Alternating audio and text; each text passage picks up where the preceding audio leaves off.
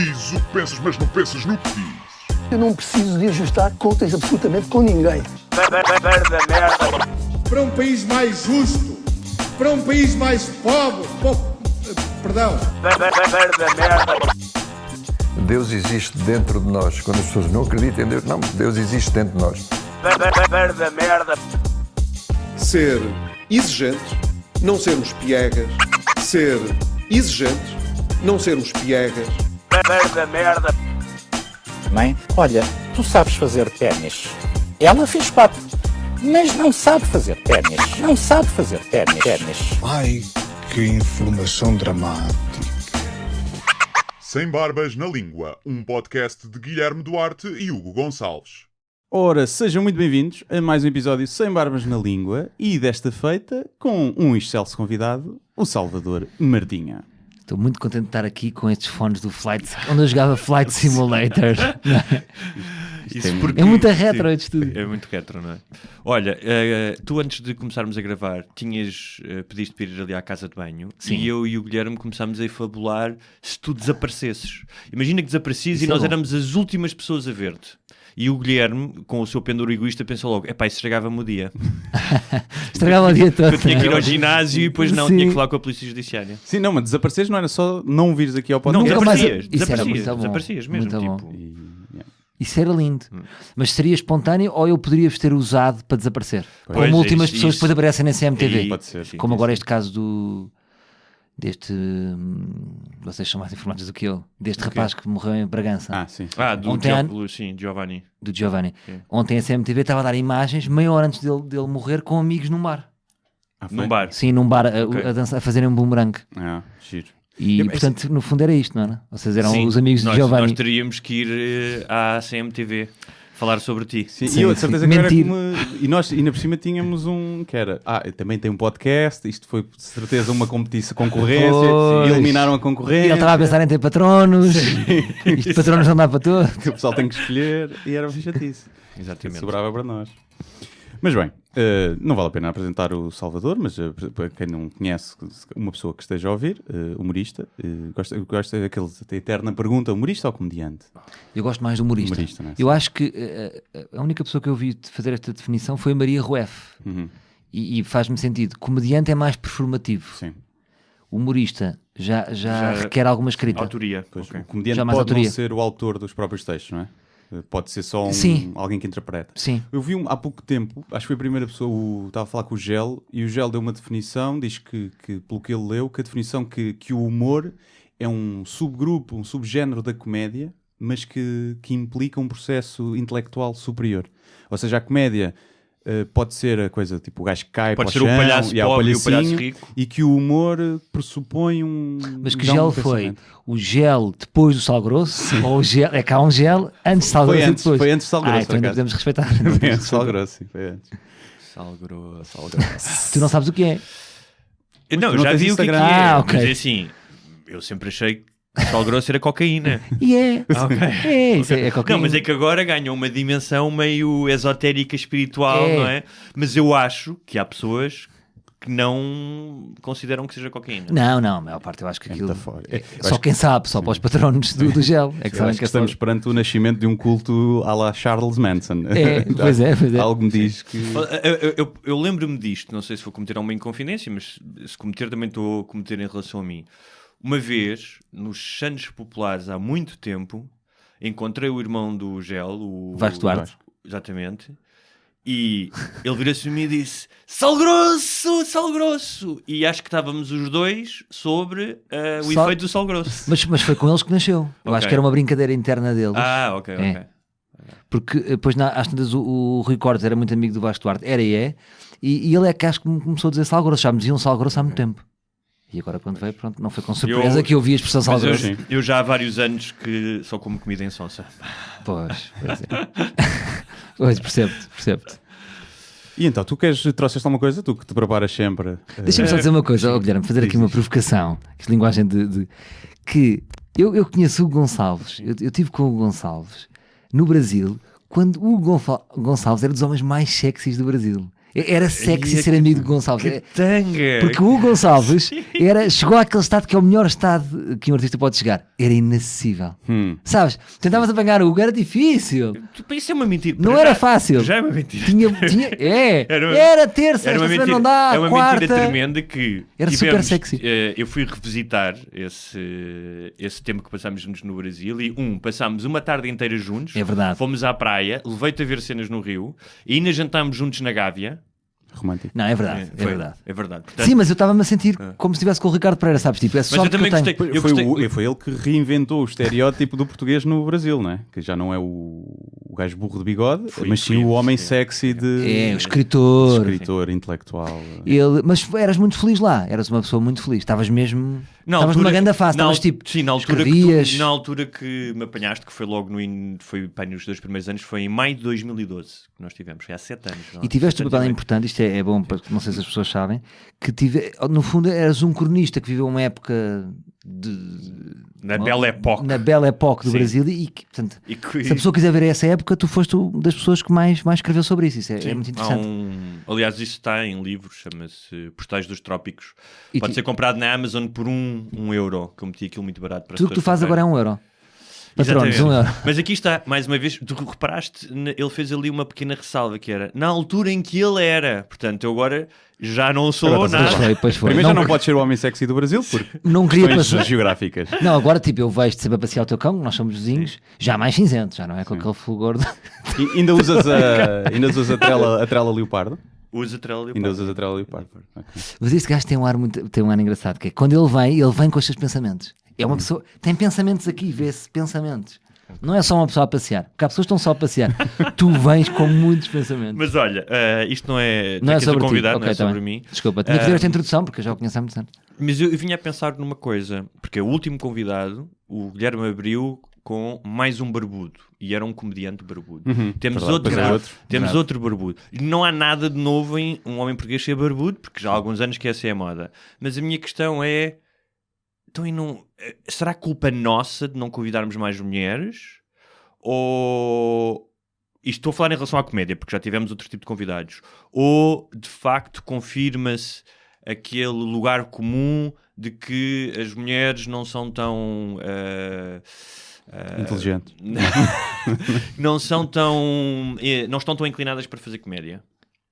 Em termos de comédia... ok, em termos de comédia. Já cá tivemos uma humorista, já cá tivemos a Pipoca, que faz stand-up agora. E uma humorista? Sim. Humorista, está bem. Ok. Avançaste com essa definição. Está bem. Não, eu acho que há já várias mulheres a fazer boa comédia. Portanto, está bem, mas em termos de rácio, não achas que é muito menor? É menor. Estatisticamente é menor. Porquê? Porque eu acho que... Já pensaram nisso? Não sei se já pensaram nisso. Ou estão tão envolvidos na vossa masculinidade que se estão a cagar para isso? Não, é uma questão de hábito. Eu acho que há vários fatores, acho eu. Não sei, tens alguma teoria? Tu que te debruças muito sobre teorias do humor. Acho que as mulheres antigamente não pensavam. Olha, se eu fosse humorista, não pensavam nisso. Agora já começam a pensar mais. Sim. Da mesma maneira que agora os miúdos pensam assim, olha, vou ser stand-up comedian. Antigamente ninguém pensava nisso, não é? Portanto, há mais pessoas a querer fazer stand-up. Antigamente eu acho que as mulheres não lhes ocorria ser humorista. Primeiro, não ocorria ser humorista a ninguém. Há poucas pessoas, não há muitos humoristas, não é? Sim. Não deve haver nenhum pai, nenhuma mãe que diz tu podias ser humorista, filho. Não sei, alguma vez te disseram isso? Tipo, tu tens jeito, podias ser humorista. A minha mãe dizia. Mas minha mãe incentivou. Incentivou? Disse que eu devia ser humorista. Mas depois também estranhei, porque anos mais à frente disse que eu também que eu dava um bom bailarino de tango. E aí eu pensei que se calhar o primeiro palpite não te... Sabes? Sim. A mesma mãe que me levou a fazer esta decisão de repente sugere que eu seja bailarino de tango. E não era a brincar, estou a falar a mãe sofria aquele síndrome de Munchausen, que é que quer que os filhos fiquem doentes para depois cuidar deles. Então se calhar a tua mãe queria que tu tivesse sucesso para depois cuidar de ti. Sabes que existe isso? O síndrome já sabes que existe. Sabes que a minha mãe é escritora. Os escritores não querem cuidar de ninguém. Os escritores querem fumar cigarros à janela. Mas olha, já agora só uma questão de curiosidade. Como é que surge essa questão da tua mãe dizer? Ou seja, estavas a ler, estavas no teu canto e a tua mãe diz: acho que devias dançar tango? Ou viu-te a dançar tango e disse isso? Não, isto é gravíssimo. É muito grave. Imagina, tinha pai 24 anos já. Sim. Quando estava ainda a tentar no humor, estás a ver? quase como se fosse, não, tive aqui outra ideia que se calhar essa Mas não está a viu-te a correr dançar bem. tango? Num Não, casamento? porque a minha com os mãe copos? sempre achou que eu dançava muito bem. Ok. Mas não é verdade, ou seja, sabes quando os pais ficam, por exemplo, o meu pai fica surpreendido a saber a tabuada. Tipo 8 vezes 8, 64. Pá, és muito bom a matemática. Sim, Os pais às vezes hiperbolizam um bocadinho qualidades que não são qualidades. Não achas que não foi mais sofisticado e esse comentário da tua mãe era uma forma irónica e indireta de dizer danças muito bem tango, da mesma forma que disse poderias ser comediante para tu perceberes que não deverias ser comediante? Não estava à espera dessa, o sempre esse tipo de... Não, Psicoterapia? Não, acho que a minha mãe acreditou nestas duas cenas. Acreditou que eu podia ser humorista, mas acreditou que podia ser base em tango, é gravíssimo. Mas isso é curioso, porque tu vens de uma família, talvez, pelo menos uma tradição mais conservadora ou tradicional, mas a tua mãe não o é. Até não é pelo ofício, pelo seu ofício. Como é que isso se conjuga? Ou seja, qual é que foi a herança da tua família? Sempre te sentiste à vontade para fazer o que quiseres ser comediante? Ou havia uma cena mais tradicional do que é que se esperava de um varão? Eu acho que é uma linha evolutiva. Um varão Martinha. É uma linha evolutiva. A minha mãe é um bocadinho um choque em contramão. Choque em contramão, diz-se, não é? Choque em contramão. Sim. Ou seja, é uma mistura desse conservadorismo, mas com artes. Portanto, é um choque, não é? E eu e a minha irmã já rompemos um bocadinho isso. Já estamos mais para o lado em que é-nos mais orgânico ser mais dissidentes do universo Beto. Estás a ver? Eu acho que os meus filhos ainda vão ser mais e não sei quem.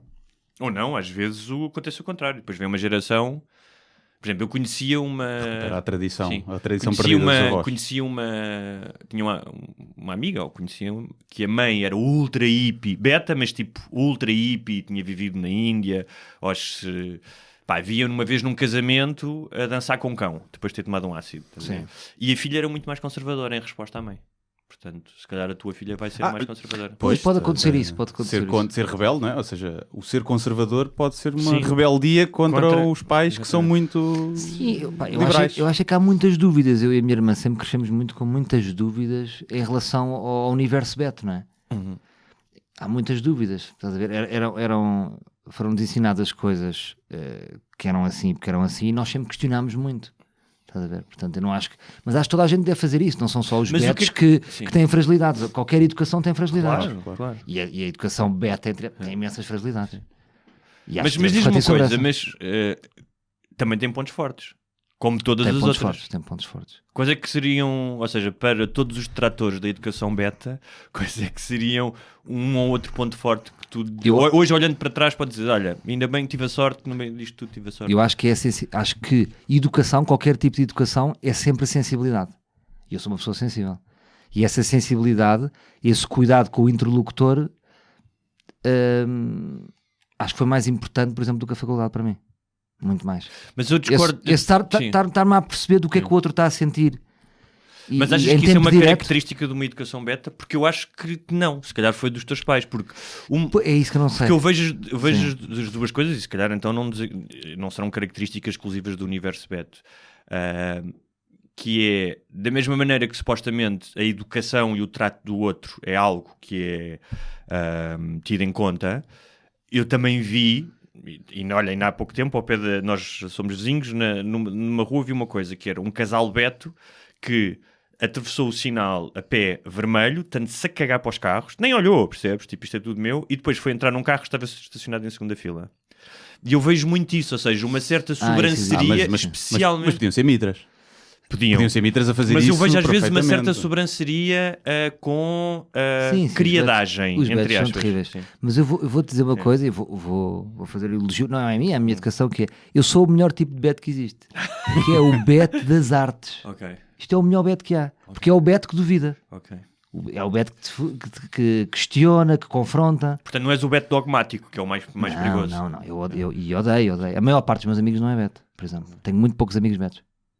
Porque há esse choque. Mas tu sentias isso, imagina, quando estavas a questionar hoje, que é, não gostava para deles. os não betos, tu és o beto, mas para os betos, tu és o radical. Então és sempre um bocadinho uma carta fora do baralho. Para os verdadeiros betos eu sou um gajo meio parvo. Sou um gajo meio parvo. Mas estudaste em colégios privados e num ambiente muito beta?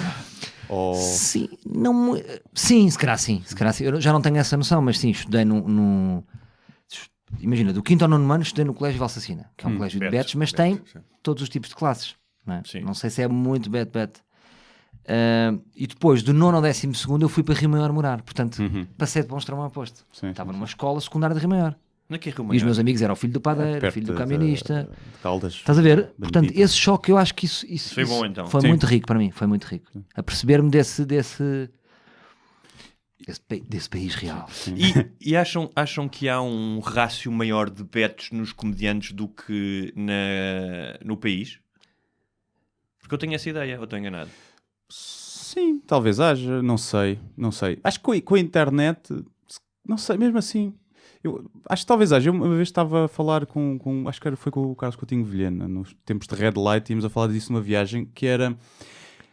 Não é questão de ser beto, mas o facto de tu vires poderes vir de boas famílias em que tens uma estrutura, se calhar, financeira, podes escolher quando estás ali a chegar à faculdade ou arranjar trabalho, arriscar 1, 2 ou 3 anos a fazer comédia sem ganhar dinheiro nenhum, que normalmente 2 ou 3 anos na comédia sem ganhar dinheiro, se forem só esses não é mau.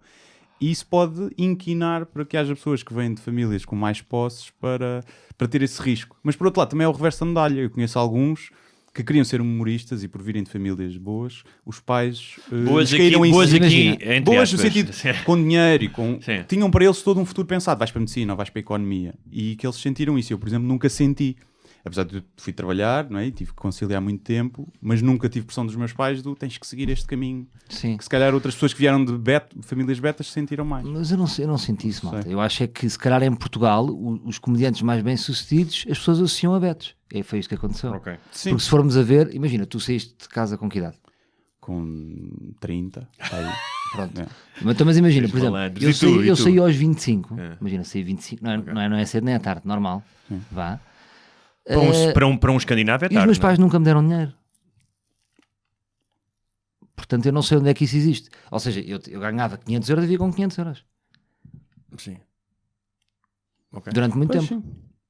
Portanto, eu não acho Não, mas que eu existe. se Ou calhar seja, o não sei onde é que, repara, não sei onde é que há não esse conforto que as pessoas falam. Eu Não, não mas tive. se calhar o que o Guilherme está a dizer pode não ser um conforto concreto, objetivo em que tu dizes, olha filho, estão aqui 1000 euros para tu ires curtir e ser comediante. Sim, pode ser uma Mas a sensação de ideia- rede. É, se isto uma falhar sensação de mal... rede. Isso é Eu verdade. dou-te o exemplo. Não, Mais isso isso. eu vou nessa. Quando eu fui, sensação não de estou a rede. dizer- Quando eu fui viver para fora Sim, a primeira vez, e sozinho, e houve meses em que passei mais dificuldades, comparado com outras pessoas, nunca serão, não é? Mas apertadinha, não poder sair, comer sempre em casa e repetir as refeições. Eu, no fundo, quando eu me comparava com os gajos sul-americanos que trabalhavam na cozinha do restaurante, Pois, eu continuava a sentir-me um privilegiado, porque eu qualquer coisa telefonava e dizia, olha pai, eu quero-me ir embora, Não, podes percebes. mandar um bilhete? Percebes? Mas E isso eu é acho que interessante. isso ajuda-te a ser Concordo. aventureiro. É quase como. Então vamos pôr assim este exemplo, que é quase como se fôssemos trapezistas e uns têm uma rede invisível que não Exatamente. se vê, mas está lá. Está lá. Então isso é verdade. Isso há uma rede invisível, claro. Eu sei que não vou, eu sempre nunca iria para a rua, não é? Pois. Portanto, isto não estava presente na minha vida. Sim, e às vezes é uma rede, eu por exemplo, as pessoas muitas vezes dizem, coragem, despediste. E eu também tenho essa rede, que é, eu tirei Engenharia Informática e é um curso que tem muita oferta de trabalho e eu sei que se isto falhar, 2 ou 3 anos e eu deixar de fazer isto, tenho essa rede. Tens essa rede. Se eu tivesse um emprego mais precário ou um curso que tem menos oferta, eu se calhar não tinha tido a coragem para arriscar. Ou tinha feito com muito mais cagufa. Sim, mas a coragem que tu Portanto, tiveste também é aos uma rede. 30, aos 25 estava de pé. Se tens começado aos 25, ia ter dado à mesma. Eu acho, percebes? Sim. Mas às vezes essa rede, lá está, que uns pode ser a família, ou o dinheiro de família, ou para outros pode ser que no meu caso um curso que é fácil Não, arranjar mas emprego se eu tiver que voltar. Sim, Também é sim. uma rede, uma Sim. espécie de rede. Claro. Mas... E essa rede invisível às vezes pode ser um distanciamento emocional. Não é? Tipo, nem me passa pela cabeça ir para a rua, estás a ver, Sim. a passar fome. E se calhar pode dar uma confiança, mesmo que seja uma utopia, dá-te uma confiança extra. Não é? E outra coisa aquele que doping, é um imagina doping. que é, se tu souberes que, mesmo que não queiras, não é? E para mim, eu fazia ponto de honra, não, eu quero estar só, não quero ajuda e tal. Tu sabes... Como o Harry e a Meghan, a Sim, família sim, real, sim. que não quer fazer Estou na dinheiro boa. com os 50 milhões que recebeu de herança da mãe. Estou na boa. que no fundo não queres ser um encargo e queres-te emancipar tudo isso, mas tu sabes que se as coisas correrem mal e precisares de ajuda, não vais ser um fardo para os teus pais, enquanto se calhar vieres de uma família que sabes que os teus pais vivem com os tostões contados e que tiveram imensa dificuldade para conseguir que tu fosses para a faculdade, se calhar tens mais medo de arriscar porque não queres correr o risco de ser um encargo para eles no futuro. Mas agora isto está a dar a volta, e também deixo esta questão aqui para as pessoas, é que os betos, há os novos ricos e há os novos pobres, e os betos hoje em dia são os novos pobres. Não sei se as pessoas estão a perceber disso, são os novos pobres. Sim. São. Depende de alguns betos, outros continuam. Sim, mas está a virar. Sim. A família do Ricardo Espírito Santo continua a passear a cavalo na comporta. Está bem, mas vamos ver. Deixa passar geração para geração, como é que vai ser isto? Não, porque ainda para mais, desde a crise, os mais ricos estão mais ricos. Não é? Claro que a maioria dos betos são classe média. As pessoas associam sempre os betos a ricos e não é verdade. Eu quando digo beto nem estou a falar muitas vezes do dinheiro. A maioria dos meus amigos, quando andavam nos salesianos, eram pessoas de classe média, não eram ricos, não cagavam dinheiro, percebes?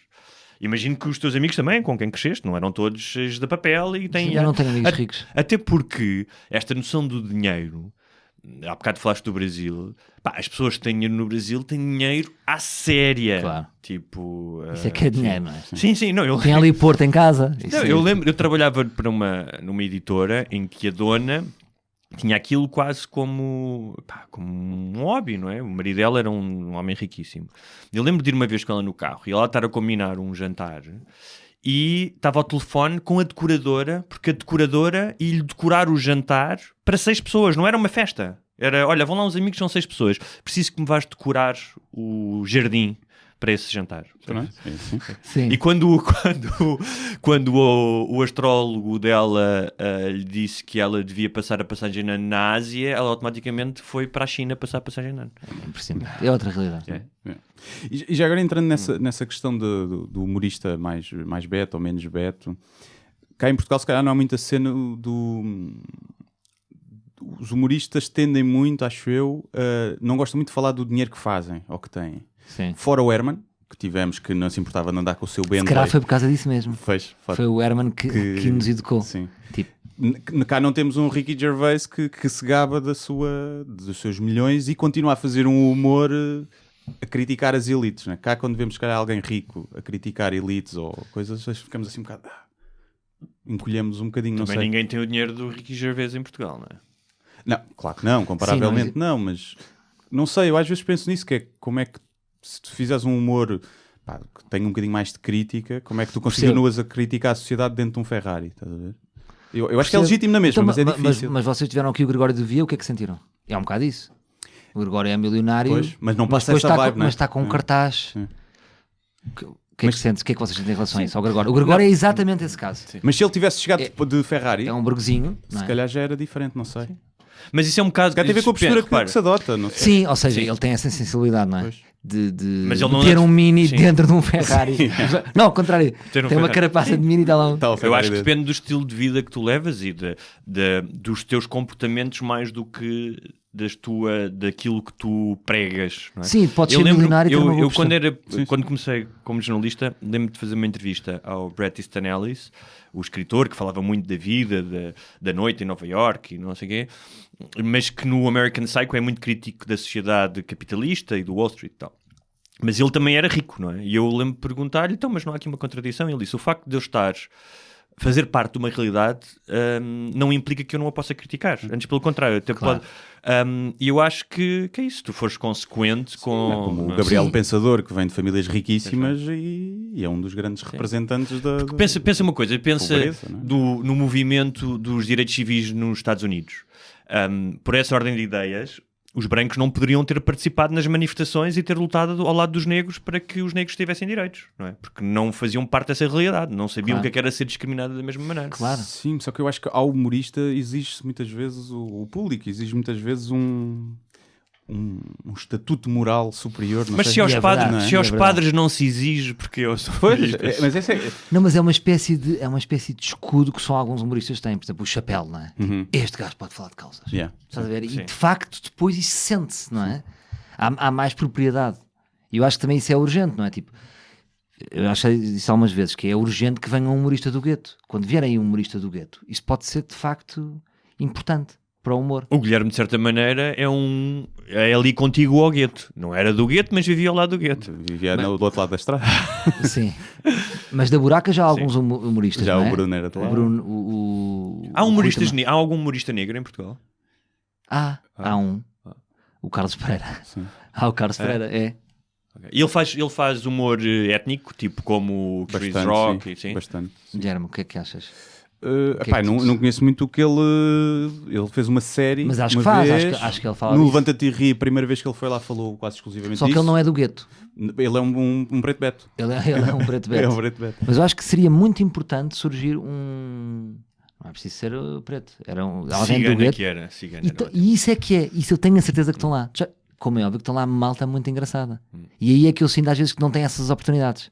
Percebes? Não há workshops de humor, não está ao alcance deles. Tem que ir vender roupa para a Eu feira. conheço o António, que costuma participar nos sketches do Falta de Chá. Ele já fez stand-up algumas vezes. E ele é da Cova de Moura, nascido lá, os pais dele namoram lá, e ele é GNR. E é um gajo, ele já foi ao máximo, um open mic. E um gajo tem piada. E lá está, tem 30 filhos, porque é preto, não tem, só tem 2. E não tem oportunidade. Ele gostava de investir mais. Ele ainda há pouco tempo falou comigo e com o Ricardo, a ver se havia aí open mics. Só que ele tem uma vida que não tem. Pois. Ele não é pobre, não é? Sim. Mas é GNR e tem filhos para Tem criar. filhos, sim. Não tem a rede dos pais, lá está. E não pôde investir nisso. E ele tinha jeito. Ele podia ser. Mas faltam universos diferentes. Mas olha, já que estamos a falar da questão universos do dinheiro, que eu acho que é um tema, já falámos disso aqui, mas é um tema recorrente nos artistas / comediantes / o que for em Portugal, porque há pouca indústria, portanto...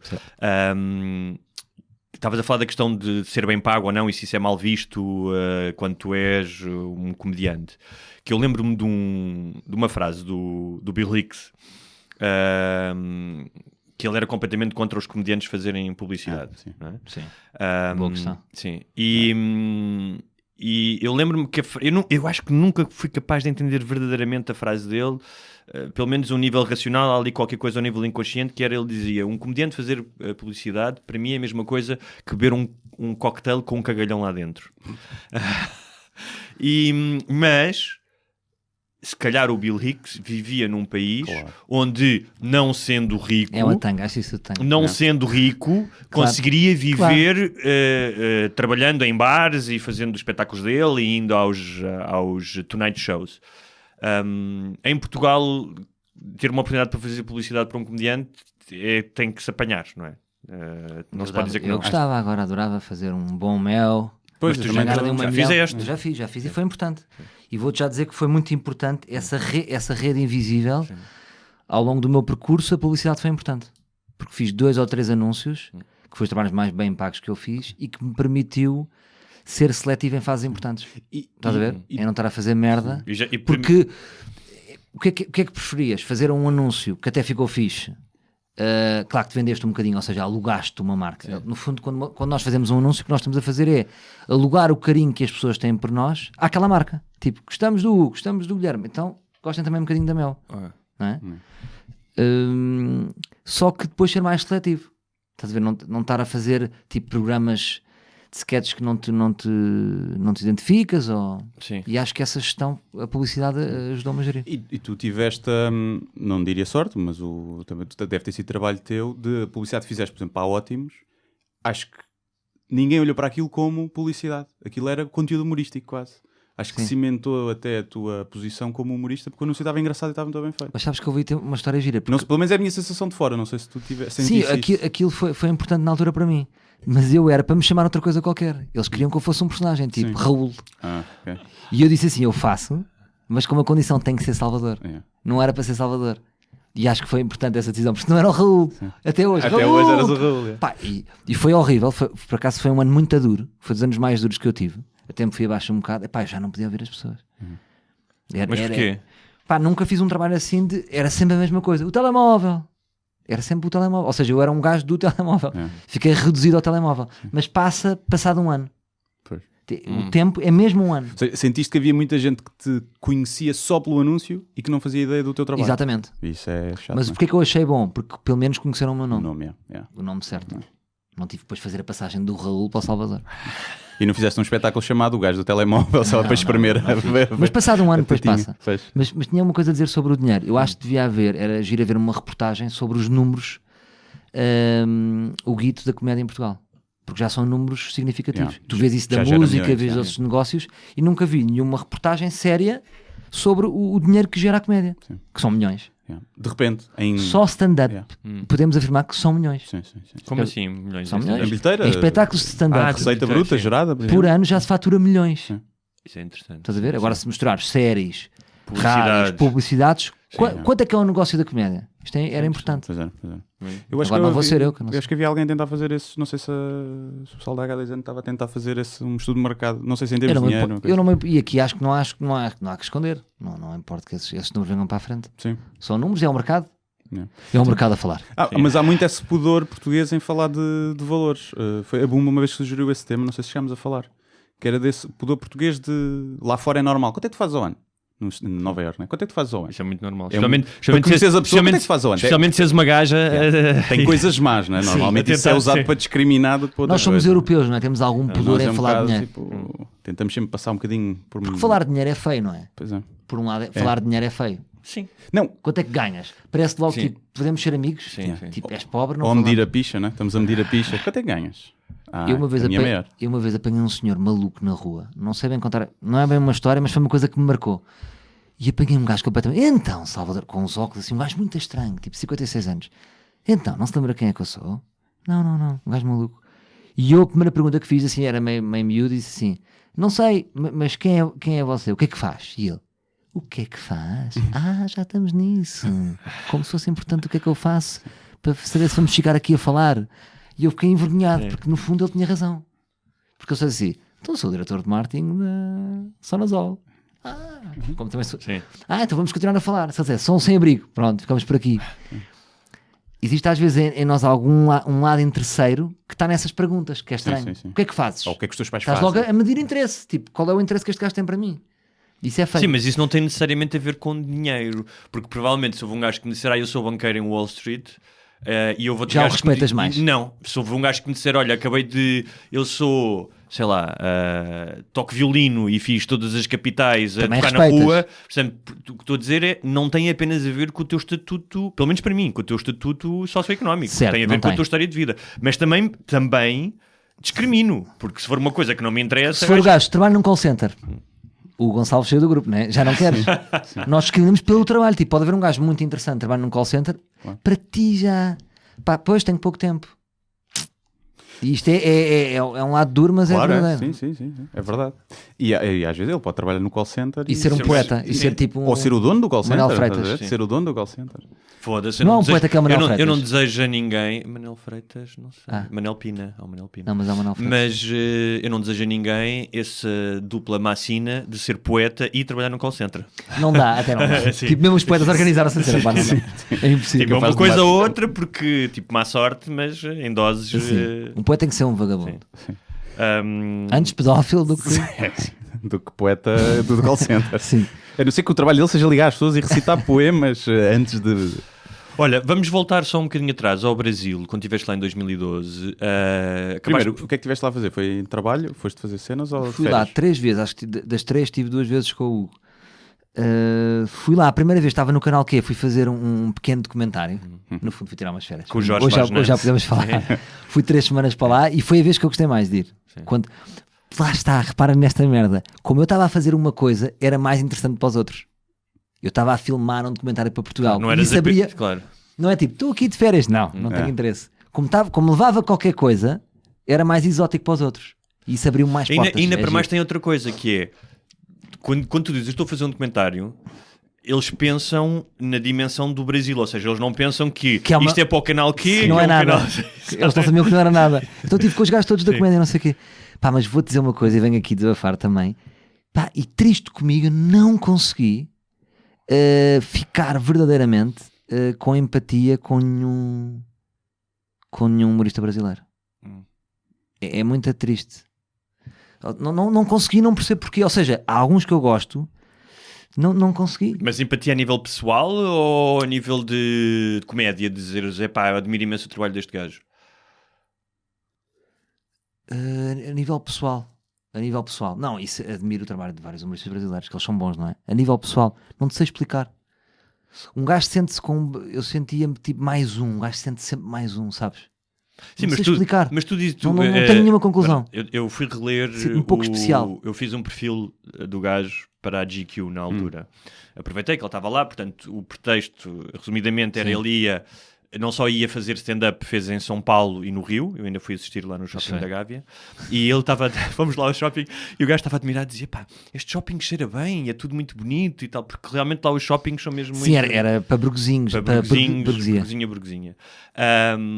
E para fizeste com o Jorge Vagnante, fizeste uma espécie de um documentário road trip do português comediante no Brasil. Mas tu dizias-me isso, dizias-me, especialmente quando chegaste a São Paulo, que o impacto, a dimensão da cidade, o simples facto de como é que tu te movimentas de um lado para o outro, não é? As distâncias, os clubes, que já na altura estamos a falar foi 2013. 2012, portanto há quase 7 anos. 6 anos e meio, tu dizias que os clubes estavam cheios, não é? Que na altura cá nem haveria... Os clubes que discotecas? Os clubes, não, os clubes de comédia. Nessa altura, em 2012, estava ali a explodir um pequeno circuito de comédia. Sim. Lá com, já havia o Comedians com e tudo. Comedians. Sim. E, cá não havia nada assim em 2012. Nada, a não ser no Estávamos norte. naqueles nossos bares, sim. E isso, eu lembro que essa dimensão nos faz sentir se calhar um bocadinho mais pequenos, especialmente porque és mais um gajo e que vens de fora, não é? Nem sequer fazes parte do circuito. É. Mas há uma frase, não sei porque essa frase ficou-me, né? E lembro perfeitamente, nós estávamos a jantar, eu estava a fazer o perfil, portanto estávamos a conversar e fomos jantar à Gávea. Sim. Por acaso foi um sítio de sushi. Que internacionais. E uma vez fui a Badajoz, eu não sei se já disse. Disseste uma frase que me ficou e que eu associei a ti e que agora eu fui à procura do texto e fui recuperá-la. E que tu disseste isso, que eu agora que se calhar quero que tu me expliques melhor. O gajo gosta sempre de ouvir citações de há 8 anos. Não, mas que tu disseste assim... tendo em conta como isto vai acabar, e eu acho que sei como vai acabar, foi importante começar com um sprint para trás. É muito diferente começar em grande do que começar como eu comecei. O Seinfeld dizia, devo o que sou aos meus insucessos. É muito perigoso quando tudo corre bem. Esta parte última eu percebo, sou o que sou devido aos meus insucessos. O próprio Seinfeld dizia que os maus trabalhos que ele teve, como vender guarda-chuvas na rua, o obrigaram a ser comediante porque o gajo não queria vender guarda-chuvas na rua. Mas esta parte de, tendo em conta como isto vai acabar, e eu acho que sei como isto vai acabar. O que é que tu querias dizer com isto? Sabia? Não lembro. Não, mas eu sei o que é que é. A questão é que a altura de jantar é que foi dita essa frase. É que acaba mal. Vai acabar mal. Mas a vida acaba sempre em tragédia. Sim. Mas acaba mal porque como assim? Eu acho que talvez eu tenha dito isso porque é o sentido de como comecei mal e como acaba mal, já consigo prever como vai acabar. É diferente, tipo, começar sempre bem e depois acaba mal. Estás a ver? Assim é bom, já começaste mal, depois, olha que fiz que isto está a ser, mas já sei para onde vou. E isso não te... Mas vives com essa ansiedade? Acho que é quase... Não, porque eu estou-me a libertar, sabes, Guilherme? Estou-me mesmo a libertar. Sim, estes últimos anos foi... Estou-me a libertar no sentido de eu gosto muito de fazer isto, mas um dia posso não fazer isto. Não. E isso é uma... Isso é uma... Sem querer ser a Raquel Tavares. Sim, estás a ver? Sim. É o último espetáculo que vais fazer? Não, por acaso sobre a Raquel Tavares, o que é que eu achei estranho? Explica-me lá isso. O Sousa teve uma tirada boa, que é... Sim. Estás farto de ser famoso, então vais ao programa da Cristina dizer isso. Pronto, agora explica-me só uma coisa, porque eu vi isso por todo lado das redes sociais, não tive tempo para... Quem é ela e o que é que aconteceu? Raquel Tavares é uma fadista conhecida, pronto, canta bem, tem talento, mas andava triste e foi à Cristina Ferreira dizer que estava farta da música e que ia parar. E que ia fazer outra coisa qualquer. E ela perguntou assim, mas o que é que tu querias fazer? E ela, não sei, televisão. Mas estava farta de ser famosa, não era? Não era bem de ser famosa, era o fado, o cantar, a tristeza. Mas o que só eu achei uma coisa estranha, que é o seguinte, que é, nós todos, artistas, malta que trabalha neste meio, é expectável que a gente se reinvente. Portanto, se algum de nós amanhã tiver um restaurante, a mim não me surpreende nada. Ou se eu for jardineiro, sinceramente não acho surpreendente. Sim, a mim também não. Porque espera-se de um artista que se esteja a reinventar. Não tem que ter duas palas e ser sempre músico ou cantor. Por isso, fazer um comunicado em relação a isso, eu acho que não faz sentido. Agora, revejo-me no que ela diz. Tipo, está farta, muda. Sim, eu acho que sim, mas a questão é, para a maioria das pessoas, isso, e se tu te importares com a opinião das pessoas, isso pode ser visto como um insucesso. e não como uma reinvenção. Ou seja, a ideia que tu tens do artista está intimamente ligada a um sucesso que passa pelo dinheiro, pela notoriedade. Imagina a quantidade de artistas incríveis, músicos, escritores, até comediantes, que não tiveram a exposição e que não foram reconhecidos como outros. Não é? Portanto, nós que andamos aqui sabemos que o reconhecimento é importante e o dinheiro é importante, mas também sabemos que não é necessariamente a medida exata do teu talento e da tua capacidade, não é? Sim. Que eu digo ao Van Gogh, não é? Sim. Ou o Camões, que morreu na miséria. Mas isso que estás a dizer, eu acho que é difícil para um artista libertar-se disso, libertar-se de... Olha, eu agora não me apetece fazer mais isto, vou ser jardineiro, porque curto mesmo ser jardineiro, tenho mesmo uma cena, ou fazer cómodas, o que é que seja. Porque a maioria das pessoas vai pensar que é um passo atrás. Pois, mas nós estamos sempre focados nos outros, é uma coisa claro. que é um problema. Não pode ser. Eu acho que para mim é o contrário. Quando eu vejo alguém que muda de vida, eu acho isso sucesso. Para mim é um gasto de sucesso. Mas veste um dia a deixar a comédia, já pensaste mais nisso? Ou seja, eu acho que todos nós que estamos neste meio, o que nós gostávamos mesmo era de poder parar quando quiséssemos para fazer coisas novas, não é? Sem o perigo de... Claro. Olha, agora estou um ano sem fazer um post nas redes sociais e tu estiveste mais afastado. Sim. Não é? E porque vou criar uma coisa nova, não é? E nós vivemos um bocadinho neste imediatismo de estar sempre a criar. Os 12 anos que o Dave Chappelle parou. Pois, sim, por exemplo. Fritou, mas o Valdemar faz fritou. Mas acho que nós nos preocupamos demais, não é? Nós pensamos muito. Sim. Tipo, nós não temos bem noção de quão a nossa vida é fixe, percebes? Sim. Acho mesmo, preocupamos-nos muito. E eu estou-me a libertar de me preocupar muito. Sim. Estás a ver? Mas isso é um trabalho... Demasiada estratégia, demasiada estratégia também é demasiado narcisismo. É o que eu sinto, percebes? Estamos sempre a querer projetar-nos à frente, bem-sucedidos, acima dos outros. E isso é um bocado cansativo. Sim, e acho que isso é que a gente se devia libertar. Que... E se nos libertarmos, pode ser outra estratégia. Mas isso... Não pensar muito também é outra estratégia. Mas isso é uma forma de escravatura. Ou seja, eu não estou a dizer que existe um complô dos Illuminati para perpetuar o capitalismo e tu ficares agarrado à ideia de que tens que trabalhar, porque trabalhar é valioso, tens que pagar a segurança social e tudo isso. Até porque o trabalho durante séculos não tinha valor nenhum, ou seja, era uma coisa que até era considerada menor. Não é? Só a partir da Revolução Industrial é que começa a ter mais valor. Mas isso que estás a falar, eu sinto isso, que é essa ideia de que tenho que estar sempre a produzir qualquer coisa, ou pensar, tipo, dizer assim, não, agora vou tirar 3 dias e não vou fazer nada. Isso a mim, que se não for as férias, constrange-me, mas não deveria.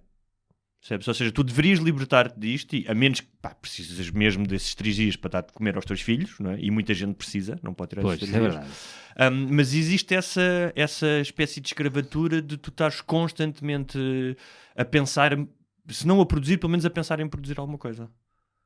Sim. Eu, por exemplo, eu não percebo como é que os números de êxodo urbano não são maiores. Não percebo. Os números de êxodo urbano. Pessoas querem viver para fora. Ok. Os motivos para as pessoas não irem para o campo são ridículos.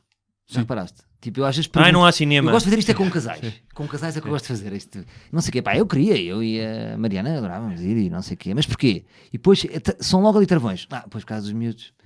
Porquê? Porque eles até se libertavam, mas depois como é que os miúdos vão crescer numa escola rural? Com meninos rosadinhos. Estás a ver? É logo tipo, já estamos a... Parece que não vão dar um futuro bom aos filhos, estás a perceber? Sim. Pois é, um gajo chega velho, o hospital não... Eu como hipocondríaco, eu gostava de ir ver para o campo, por acaso, mas a única desculpa que eu tenho é... não irias? Eu neste momento iria. Não tu irias? Sim, iria. Não, ainda reparem, a minha namorada tem que apanhar trânsito, 1 hora de trânsito todos os dias. Pois. É chato. Mas repara uma coisa, nós em Portugal estamos a falar de um país em que o campo pode ser a 1 hora da capital. Por isso até mesmo, meia. Por isso até mesmo. Meia. Estou-te a falar como aumento de qualidade de vida, não é? Sim. Dessa libertação, ou seja, não sejas tão focado no trabalho. Tu, por exemplo, imagina um gajo como tu vais para uma terra qualquer e rapidamente entras para a pasta da cultura dessa cidade, eu acho. Tenho essa percepção. Também, mas eu não queria. Eu adiaria, acho não eu, queres? cargos públicos. Mas mamar do Estado. Não querias, mas teria jeito.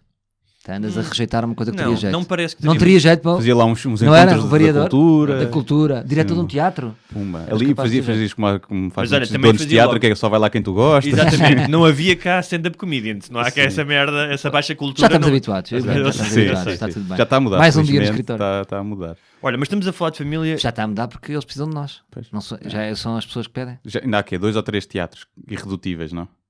Ao Setúbal, Pá, nem o Luísa Todi. Pois, E sabes quem é que fomos nós que estragámos o Luísa Todi? Quem? Fomos nós. Nós quem? Nós, o LX Comedy Club. Ah, foi? E peço desculpa aqui a todos os comediantes. Foram todos ou foi um dos elementos? Não, se foi uma coisa do grupo, fomos todos. Foi porque nós tínhamos uma tour que cancelámos abruptamente. Sim. E o espetáculo mais prejudicado foi Setúbal. Okay. Eu acho que o diretor do Luísa Todi, para quem manda um abraço, é o mesmo. É o mesmo porque a minha agência tentou e ele relatou essa história. Okay. E então ele descobriu o cancelamento do espetáculo pelo jornal. Okay. Portanto, se ele ouvir isto, nós já ligámos entretanto a pedir desculpa, foi uma falha gravíssima, mas pronto, é que deixe lá ir outros comediantes. Porque ele fica com a ideia, comediantes, pois não aparecem. O único que foi lá foi Levanta-te e Ri. Foi lá. Eu fui lá já é uma abertura, mas depois, mesmo com o pessoal que conheci, não sei o quê. Mas foi por isso, pá. Depois há alguns que... é compreensível, lá. Afinal, ele tem razão. Ah, não, mas é. Mas agora já passou algum tempo. O quê? 7 anos? Já passou, 5, 6 anos, já pode abrir. Sim. Olha, estavas a falar de família e havia 2 questões que eu gostava de abordar. Uma ainda em relação àquilo que tu me disseste em 2012, que eu achei graça, que era... Havia um problema que tu dizias que afligia os comediantes de São Paulo. E dizias tu, nenhum deles consegue ter uma relação. Estão sempre ocupados a trabalhar entre as 8 e a meia-noite. É um problema que não tem solução. Conta isto à minha mulher por telefone e ela disse, por isso é que tu vives em Portugal. Pois, mas separei-me dessa mulher. Ai, foi? Era isso que eu queria perguntar. Claro, onde é que já vai? Onde é que essa já vai? Okay. Já não está entre nós. Mas eras casado na altura? Era casado. E casaste outra vez? Não me casei, mas é como se fosse casado, tenho 2 filhos. E não tiveste filhos dessa primeira relação? Não. Okay. Ainda bem, quando te separas não é bom. Sim, mas exatamente por causa dos filhos. Havia uma história que me surpreendeu, que o Mika Hakkinen, lembras-te do piloto? E disseste muito bem, Mika Hakkinen. É melhor pessoal dizer Mika Hakkinen que eu conheço. É assim que ele se chama? Não, foi muito bem. Eu não diria bem. Que era um piloto finlandês de Fórmula 1, quando teve um filho, na época seguinte, perdeu 1 segundo na maioria das pistas. Nos tempos, em relação ao tempo anterior. E o que ganhou na vida? Pode ter sido a idade, um ano mais velho também. A minha questão é... Falsa questão. O que é que os filhos trouxeram ou tiraram na tua comédia, por exemplo? Primeiro, eu acho mesmo que não tiram nada, até te podem dar. Ou seja, o ter filhos, tipo, o menos tempo, acho que isso são falsas questões. Tens é que te organizar mais. Pá, todos nós sabemos quantas horas temos de preguiça. Ficas com essas 7 horas de preguiça diárias, reduzes para 3. O scroll no Facebook tem que ser para me dar fralda. O que eu sinto, e isso interfere no meu humor, é que eu, antes de ter filhos, eu não tinha nada a perder, no sentido de... Eu pensava na morte como uma solução. Tipo, o quê? Se eu não for comediante, mate-me. Não há problema, tira-me da ponte. Quem é que me julga? E agora passei a viver a minha vida e a morte, o suicídio não é uma possibilidade. Portanto, isso dá mais responsabilidade. Estás a ver? E por exemplo, vou dizer uma coisa. Imagina que eu quero... eu sei que tudo o que eu faço depois vai ter um impacto em casa. A minha filha está a crescer, não é? Ela vai-me fazer perguntas. Então eu acho que isso obriga-me a estar melhor preparado. Menos leviano. E isto é bom, acho eu. Mas achas que pode ter impacto? Isto eu não querendo ter filhos, estou agora também a fazer aqui uma autoanálise, que é o facto de teres filhos pode fazer com que sejas menos cruel no teu humor? Ou seja, o humor que podia ser considerado cruel, o facto de teres filhos, dizer que os sentimentos ficas mais... É o que eu estou a dizer. Eu acho que se mantém o mesmo grau de acidez e de crueldade, a que tu quiseres, mas sinto que tenho que estar melhor preparado. Ok. Eu sinto isso com os filhos e também com a própria fase em que o humor vive. Sim. Eu acho que os comediantes, nós agora temos de estar bem preparados. Sim. Já não é como antigamente. Mas não achas estás que a ver? Está ali um black e o black é burro. Porquê? Porque foi giro. Estás a ver? Isso vai-nos lá numa das perguntas dos patronos. Tipo, os nossos ângulos têm que estar sustentados. Sim. Mas achas que o facto de desse despojo que tinhas de se isto não correr bem eu mato-me, quase nihilista de estou-me a cagar para o mundo. Pensava muito nisso. Mas isso não pode ser benéfico também. Pode, acho eu, levar a fazer piadas de merda, lá está. Sem pensar. Que pode dar mais coragem? Mais liberdade, sim, talvez, não sei. Não, porque eu agora... Se calhar para fazer muitas piadas de merda, que não vais sentir orgulho passado uns anos. Não sei, estou eu a perguntar. Não, sei. eu concordo contigo na teoria, mas olho para trás e vejo o meu humor e acho está que... Sim, que fui muitas vezes leviano, no sentido, tipo, uma coisa é ser corajoso, outra coisa é ser leviano. Leviano para não dizer parvo. Mas não achas que vais Mas daqui a 10 anos olhar para agora e pensar o mesmo?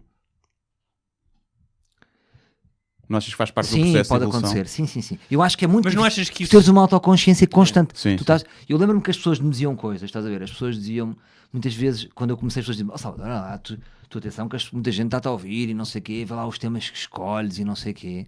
E eu na altura não percebi bem o que as pessoas estavam a dizer. Hoje percebo o que é que elas me estão a dizer. Mas tu não achas que... Só hoje é que percebi o que eles estavam a dizer. De facto, eu podia às vezes ter tido mais cuidado na escolha dos temas. Tu não achas que isso se estende a todos os aspectos da tua vida quando tu olhas para trás? Ou seja, já todos nós imagino que às vezes vais na rua, estás numa situação qualquer e lembras-te um momento da tua vida altamente constrangedor. Pode ser da escola primária à discoteca que tu foste sair em Salamanca e disse, eu fiz aquilo, disse aquilo. Mas que na altura te pareceram coisas completamente válidas. E eu às vezes olho para trás, para coisas que... não tenho a tendência de ir ler coisas antigas, mas lembro de um artigo que escrevi e que achava que, não, isto é arrojado, eu digo as coisas como elas são, ou tem que ser escrito assim, e hoje olho e já não me identifico necessariamente com aquela pessoa. Mas eu não vejo isso como uma falha da altura, como se eu fosse uma pessoa... Mas às vezes encostas demasiado tempo. Imagina, não há relações que tu olhas para trás e não viste que andaste mais 2 anos. Sim, claro. Imagina, andaste com uma vida de 6 anos. Há 3 que são a mais. Sim, mas isso chateia-me. Mas isso é uma condição humana, que é, tu nunca tens a clarividência para tomar a decisão no momento certo. O Luís C.K. diz isso em relação ao divórcio. Nunca ninguém se divorcia no momento certo. É sempre 1 ano ou 2 depois. Mas isso acontece em relação a tudo. Quantas assunções, epifanias tu tiveste em relação à tua vida ao longo do tempo em que te parecem óbvias quando as tens e dizes, mas como é que eu tive, tanto tempo com esta pessoa? Ou como é que eu não percebi isto antes? Não é? Eu acho que isso faz parte do sistema cognitivo. É que ele não é... Nós nunca somos tão rápidos como é a vida, não é? Demoramos sempre mais tempo para ter os insights. Pois, e se fôssemos assim tão rápidos... Às vezes teres perspectiva, não é? Tens que te afastar no tempo e no espaço para ter essa perspectiva. Pois, eu às vezes pergunto-me, acho que há pessoas que podem ser até mais rápidas a fazer essas mudanças, e se isso realmente é genuíno, ou são pessoas mais pragmáticas, estás a ver? Que compreendem, não, agora devo fazer isto, ou devo fazer aquilo, pessoas que são mas não é orgânico nelas. Sim. Ou até muito influenciáveis, do exterior, alguém lhes diz, não faças isto e eles deixam de fazer. Mas repara, para tu seres a pessoa que és agora, ou o Guilherme, ou eu, inevitavelmente tiveste que ser essa pessoa que há 10 anos fez aquela piada, ou que foi idiota com uma certa pessoa, percebes? Ou que não esteve à altura do que tu achas que devia estar à altura hoje, não é? Portanto, isso também é uma forma de desculpar todas as merdas que um gajo faz, não é? Eu estou bem hoje, portanto tudo o que eu fiz de mal aos outros está desculpado porque sou quem eu sou. Se fosse um pulha, não é?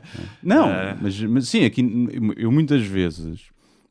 Agora já não tenho feito muito, mas quando estava a escrever os livros ia rever textos antigos, porque aquilo era compilação. Eu lembro-me de olhar, no primeiro livro, em 50 crónicas, eu tinha 50 piadas, punchline era a Casa dos Segredos, estás a ver? E não se notava espaçado ao longo de 2 anos, mas quando depois numa compilação tinha sempre essa referência. Que engraçado. Pois. Merda.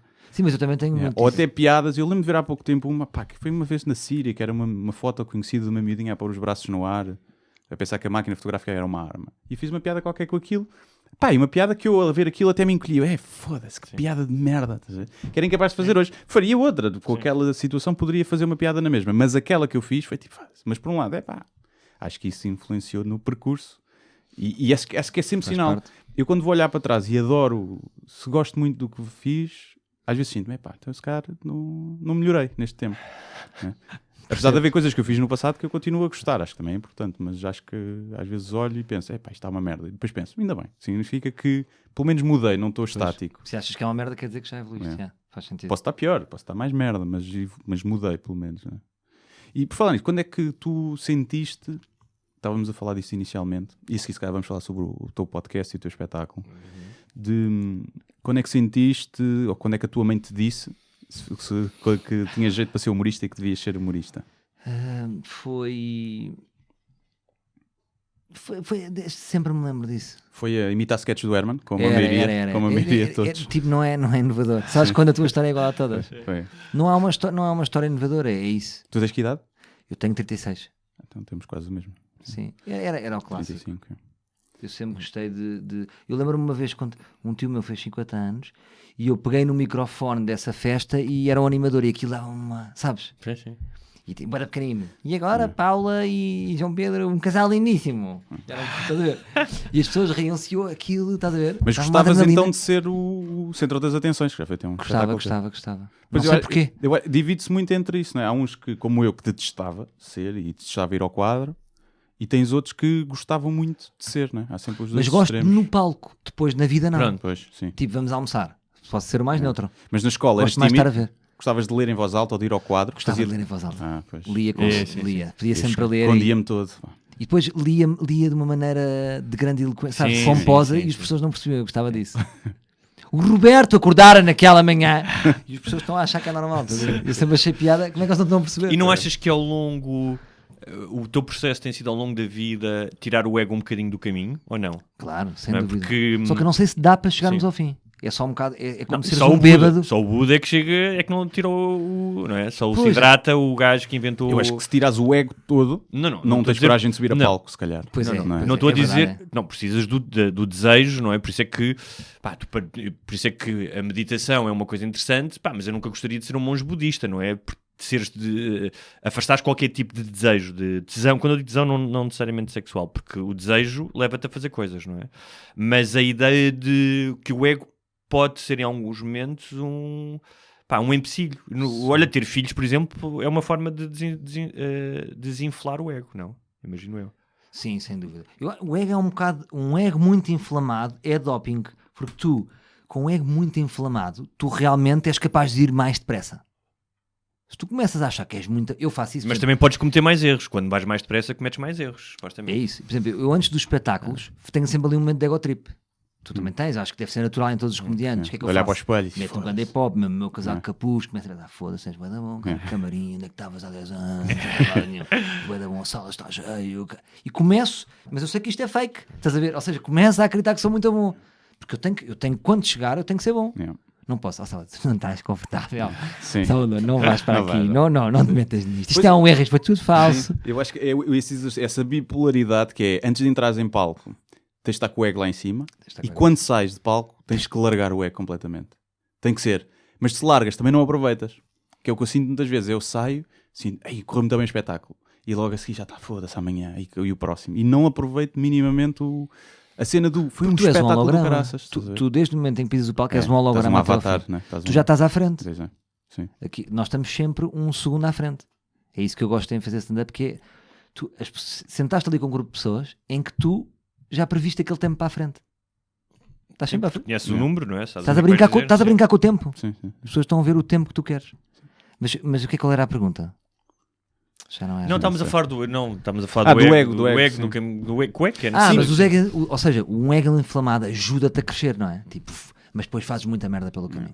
E depois eu vejo isso, tipo, egos muito inflamados depois partem muita coisa pelo caminho. Estás a ver? Parte-se muita coisa sem regresso. Todo o processo, se tu olhares, é muita egotrípico. Que é mesmo o da escrita normal, que é tu escreves uma coisa do nada e dizes as pessoas vão gostar disto. E manda, e diz, não, vão gostar tanto que vão pagar dinheiro por isto. Por uma coisa que eu criei do nada. Tanto nos livros como no stand-up. Então esse processo, tu pensares disso e de confiares, claro que depois podes dizer, não sei se as pessoas vão gostar muito. Pá, claro que não sabes, mas se não estivesses confiante, estavas em casa. Eu percebo o que estás e a então dizer. Agora, eu acho que tem que haver uma distinção. Eu costumo dizer muitas vezes que há muita gente que tem o ego muito grande, mas a autoestima cá em baixo. Isso é o mais comum. E que parece um contra-sexo. E que normalmente são as pessoas otárias, comum, não é? Sim. Estão em um grande ego, projetam cá para fora, mas depois lá Isso no é fundo, muito comum, quando se deitam, ficam, sou uma merda, sou uma fraude. Como é que será a nossa autoestima aqui dos três? Quem é que acham que tem a melhor autoestima? Claramente eu. Vamos brincar ao autoestima. Vamos brincar, bem-vindos ao autoestima. Eu sou o que tenho a melhor autoestima e sou claramente o mais modesto também. Sim. Pai, eu tenho muita Mas autoestima, nós os três, muita autoconfiança nas coisas que acabei de fazer, muita insegurança nas coisas que ainda vou fazer. Tu pareces-me confiante. Ou seja, quando eu faço uma coisa, eu acho que consigo olhar para aquilo e dizer, não, isto está fixe, mas antes de começar uma coisa, eu tenho um projeto ou um texto e penso, não vou conseguir fazer isto, já queimei, já não tenho... Imagina, és convidado para uma coisa, vais em baixo, estás tipo... Ou tenho que fazer uma crónica para... Fiz a crónica de hoje, acabei, fixe. Agora tenho que fazer para amanhã Já e estou estás em tipo, já não tenho mais para dar. E tu? Então é tenho muita insegurança eu acho que nisso. o processo é um bocado esse, não é? Por exemplo, agora estou a escrever um filme, contrataram-me para escrever um filme. E quando fui à entrevista, porque eu estava a disputar a posição com outros guionistas, cheguei lá e saí de lá a pensar isto correu bem e provavelmente, ou seja, não tinha a certeza que iam calhar, mas estava confiante. Depois comecei a trabalhar, durante o processo há imensas dúvidas e houve aqui dias, foi tipo, isso é uma merda, não vou conseguir fazer isto. Não uma merda no sentido da adolescente que acha que é uma merda, não é isso? Né? Porque eu tenho... Ou seja, já fiz muitas coisas para trás e hei de fazer para a frente, portanto consigo contextualizar. Mas tenho dúvidas durante o processo. Não acho que quando estou a fazer as coisas, não acho que isto vai ser do caralho. Depois quando acabo, porque o processo já me é familiar, já o fiz muitas vezes, não é? Sinto-me mais... há um momento de alívio, um momento mais seguro, não é? Imagina, quando acabas uma crónica, é como quando um gajo... Lembras-te nas aulas de matemática, não sei se tinhas isso, quando conseguias fazer uma equação e chegavas certo. Milagre, senhor. Havia 2 segundos de orgasmo e a seguir há outra. Eu senti isso todos os dias a programar, como programador. Que era, não vou conseguir fazer isto. Depois fazia e senti, foda, sou ganda boss, e a seguir logo a treinar. Era exatamente eu acho que isso... Exatamente, e tu, como é que é? Não sei, estava a pensar, não sei bem. Não sei dizer, agora estava a pensar nisso.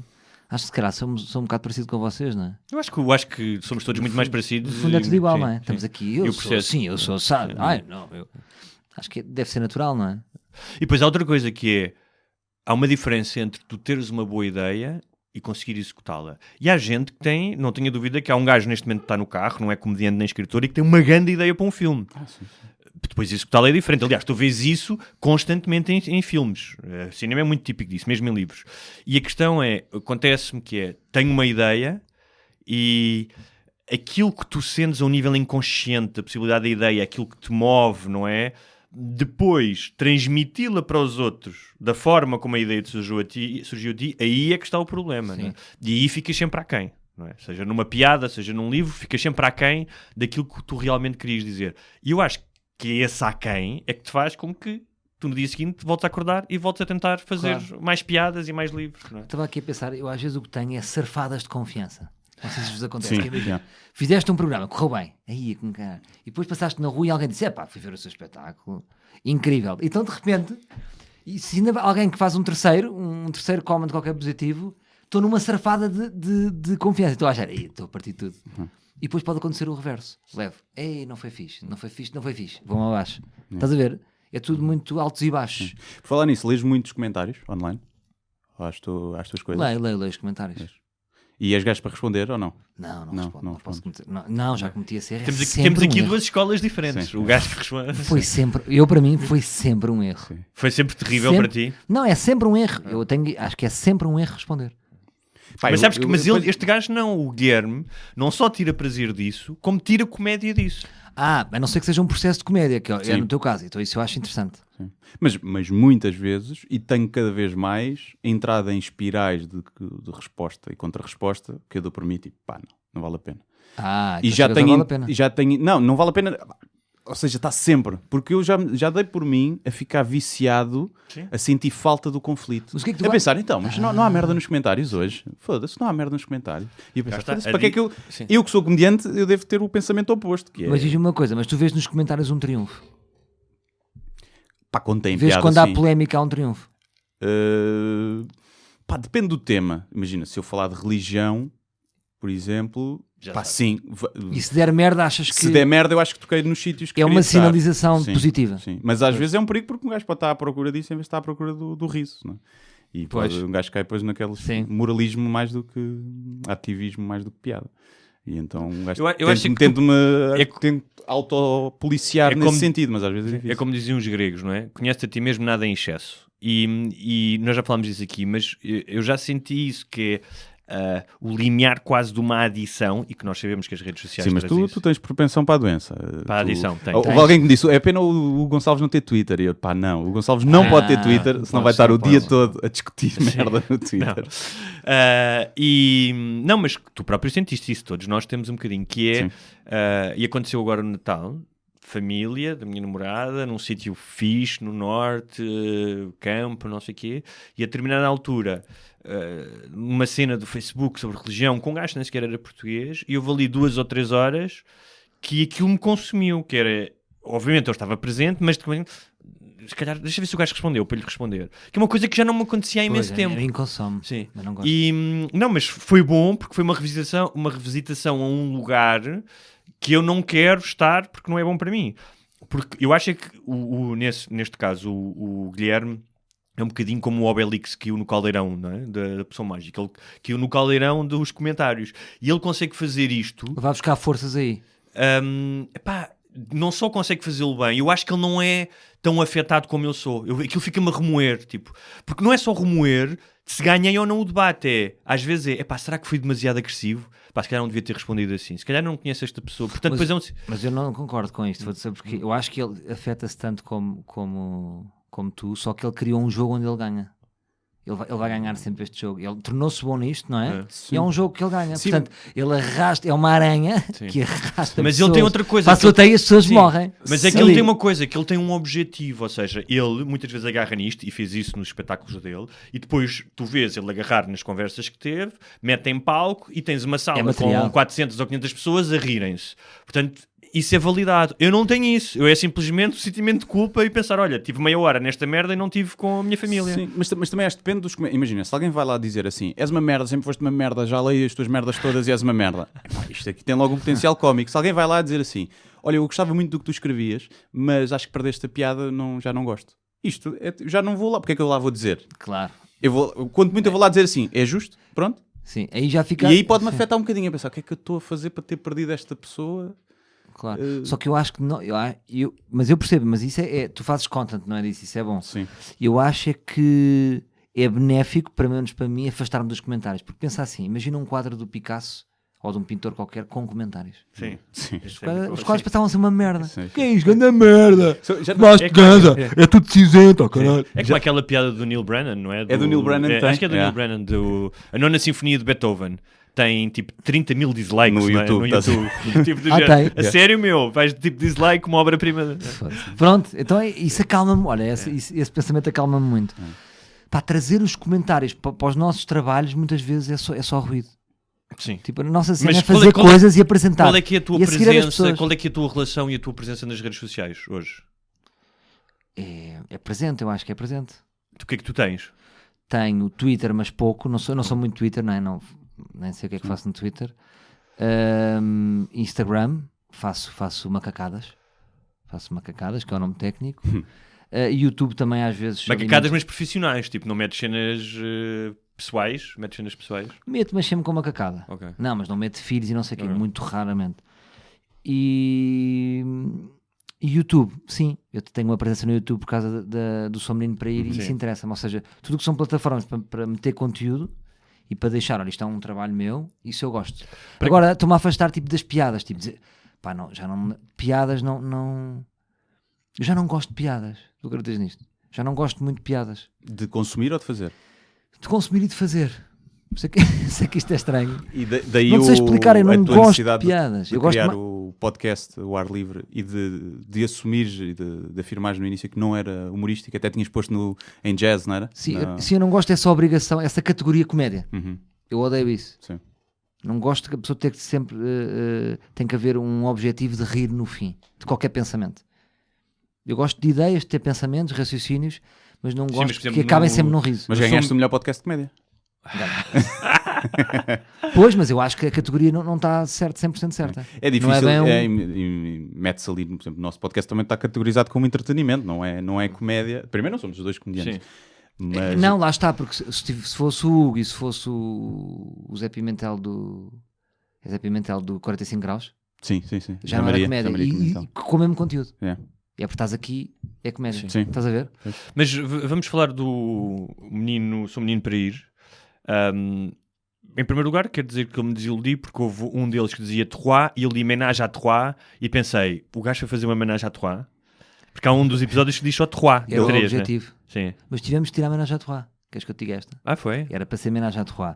Só que depois o YouTube tem critérios de... Sabes destas? Sim.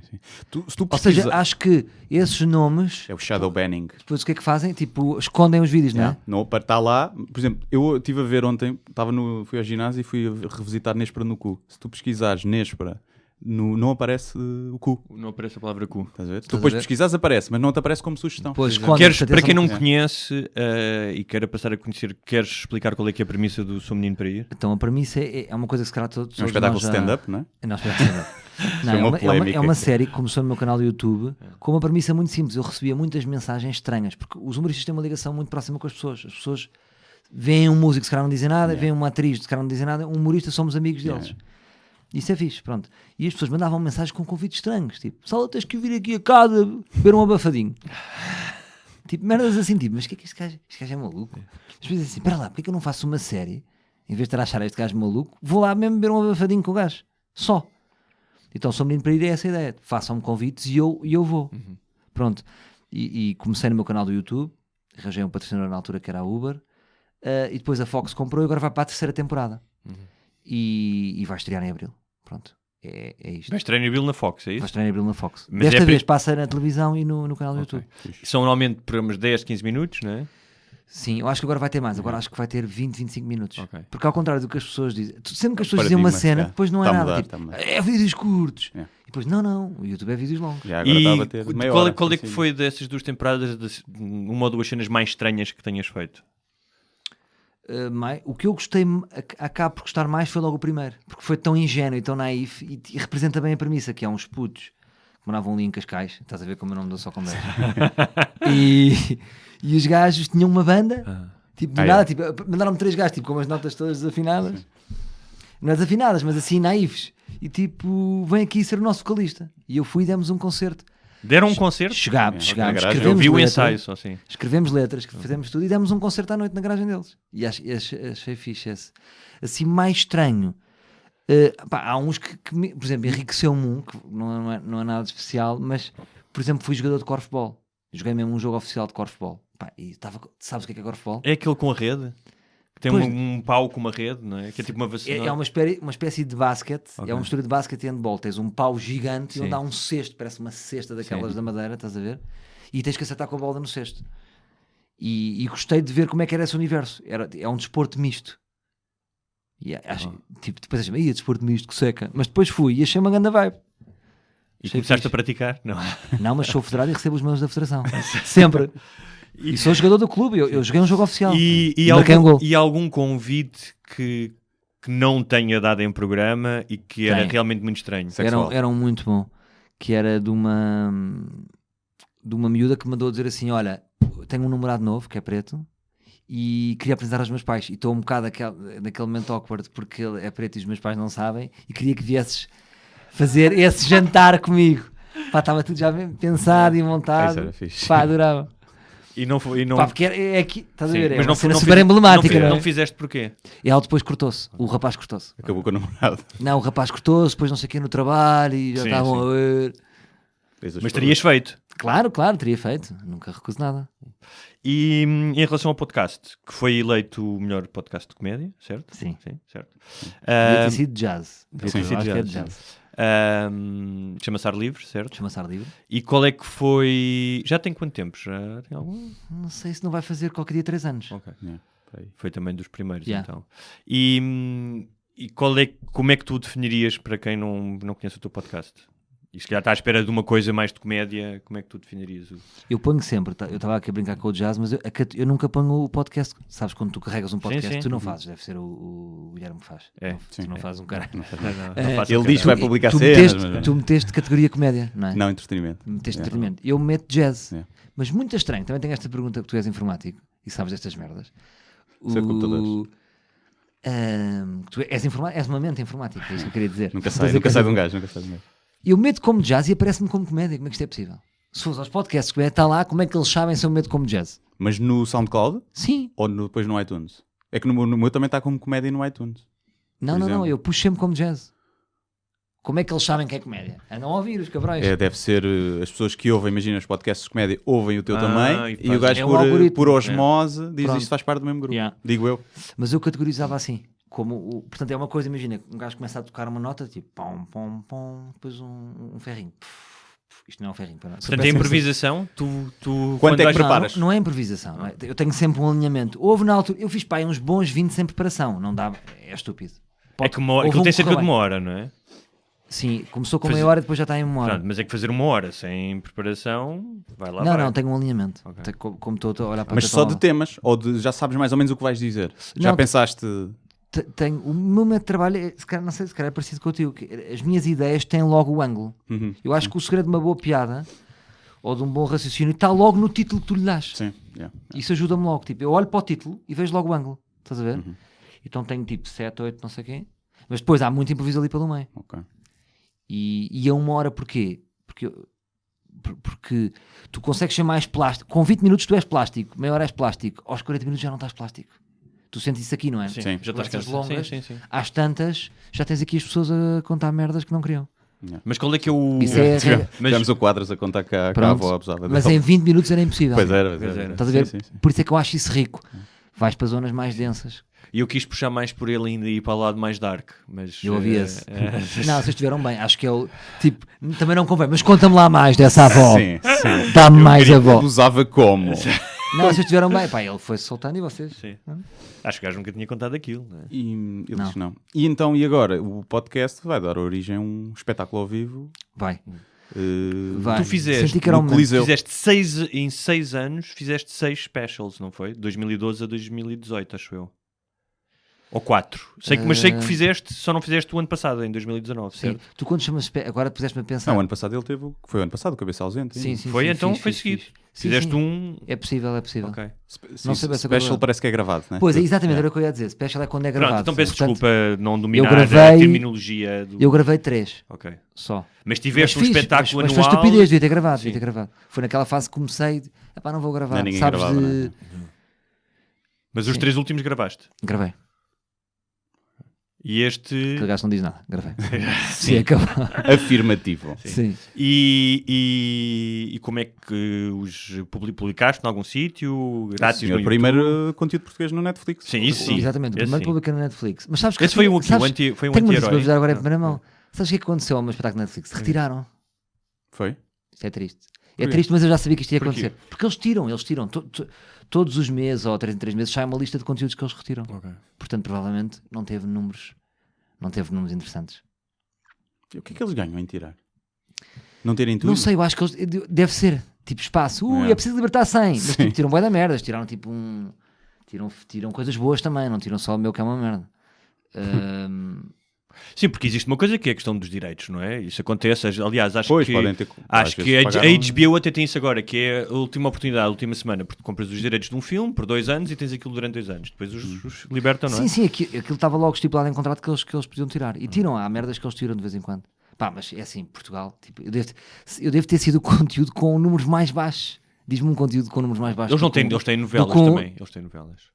Pois. Mas esses... novelas. Mas Netflix já tem novelas. Não, tem o Sal, foi para lá também. Não, mas tiraram isso tudo. Eles tiram. Depois não deve pegar. Imagina, se o meu tivesse batido no Brasil e não sei o quê, depois eles mantinham. Mas assim, se calhar é difícil. Digo eu. E depois o segundo, que eu acho que ficou melhor filmado, está no site da RTP, que é o Centro das Atenções. Eu acho que esse ficou bastante bem filmado e está fixe.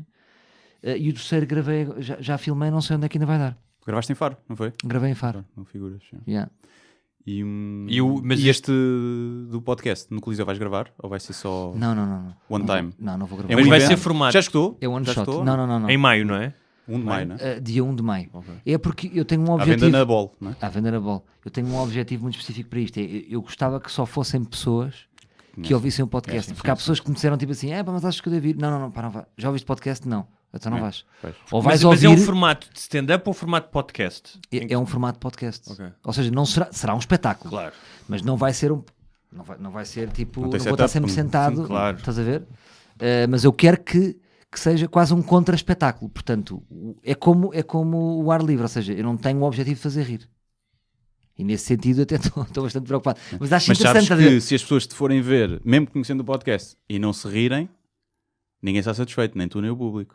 Tens essa pressão. Sim, mas eu não vou estar sempre a fazer rir. Pois, não vais estar preocupado em ter riso a cada 15 segundos. Há menos para rir, há menos que não é para rir. Sim. Vai haver vários momentos. Pois, dás-te a liberdade de ter uma coisa até mais séria e densa. Pode haver um momento de 3 minutos que é triste. Que é para chorar, Sim. Eu vou trabalhar nisso, nesse momento para chorar.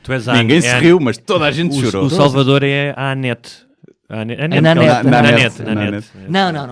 nessa. A onda dela é muito mais densa, não é? Tem ali uma história de... Não, eu digo isto porque é sempre uma... uma pressão do caraças de um gajo. Quando um gajo decide, isto não é bem para rir, pessoal. E um gajo tem que avisar, fazer o disclaimer, pessoal.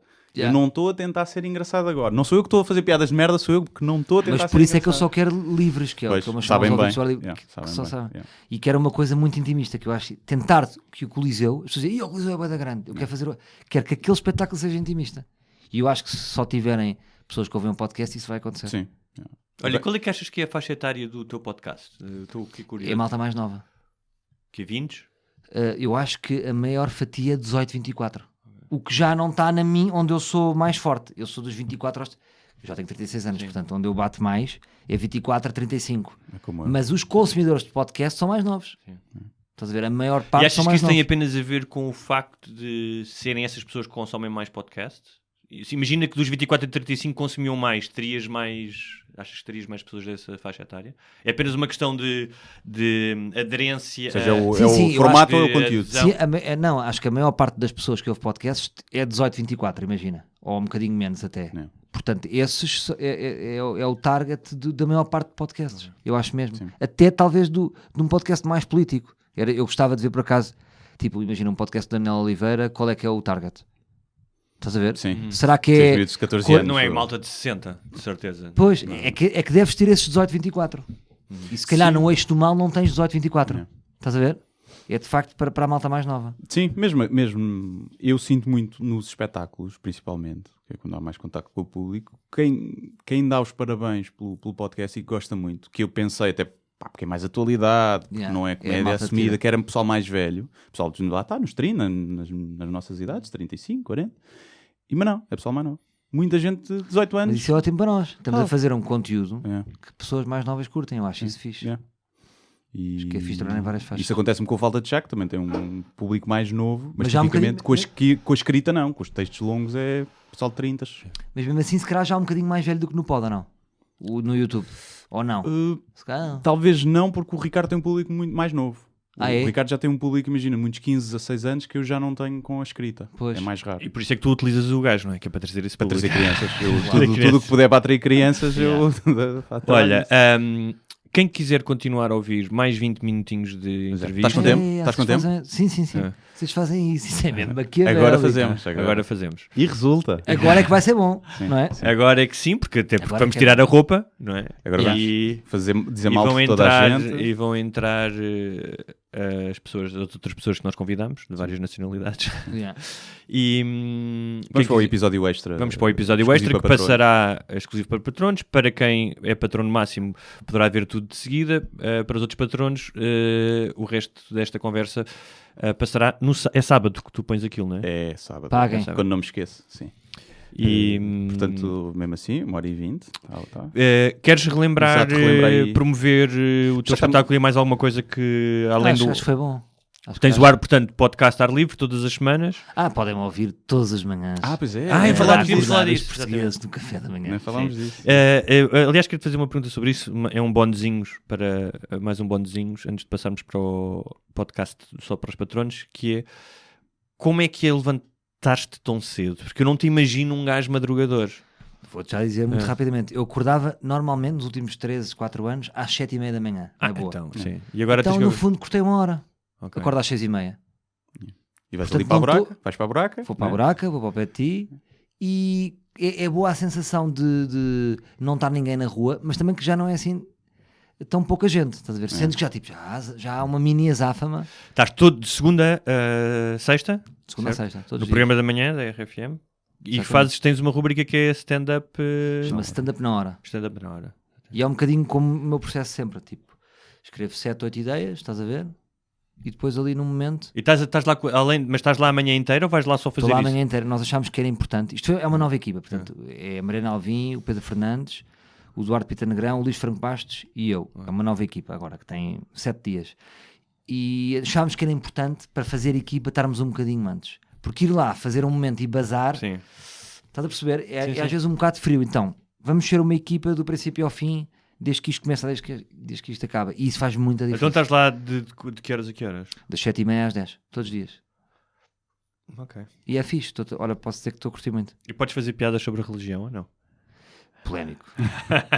Não. Atenção, o meu contrato Diz tem lá lá, esse né? lembrete. Yeah. Tem um lembrete específico a dizer assim: atenção, que um dos objetivos da rádio é difundir a palavra do Senhor. Estás a falar a sério? Sim. Mas podes fazer no teu...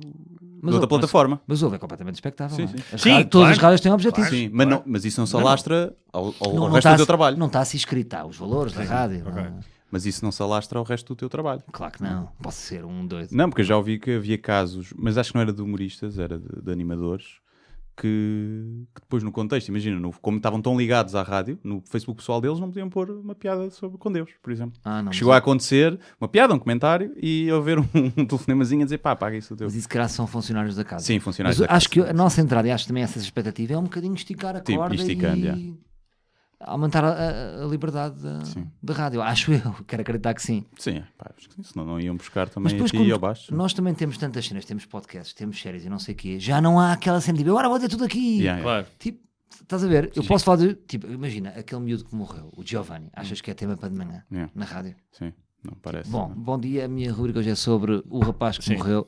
Estás a ver? Não é o que se espera daquele horário da manhã. Sim, estás a ver? sim. Claro. Tem que ser temas mais leves, obviamente. Muito bem. Já sabem, quem quiser continuar a ouvir Salvador Martinha, Isso. Estamos um bocado a explorar o Salvador Martinho para fazer dinheiro, não é? Exatamente. É a primeira vez que temos um convidado no episódio extra, acho eu. Ah, é? Não é? é. Que o Gregório ainda não tive tinha. que ir embora. Teve que ir embora. Então Bem, pronto. Então vá. Paguem Até já. dois Nós euros. depois pagamos-lhe uma Imperial e uma bifana. É isso. Está feito. Então vá. Até já. Vamos a isto. Já. Muito obrigado por assistir a mais um episódio Sem Barbas da Língua. Não se esqueçam de subscrever na vossa plataforma de eleição, iTunes, SoundCloud, YouTube e muitas outras.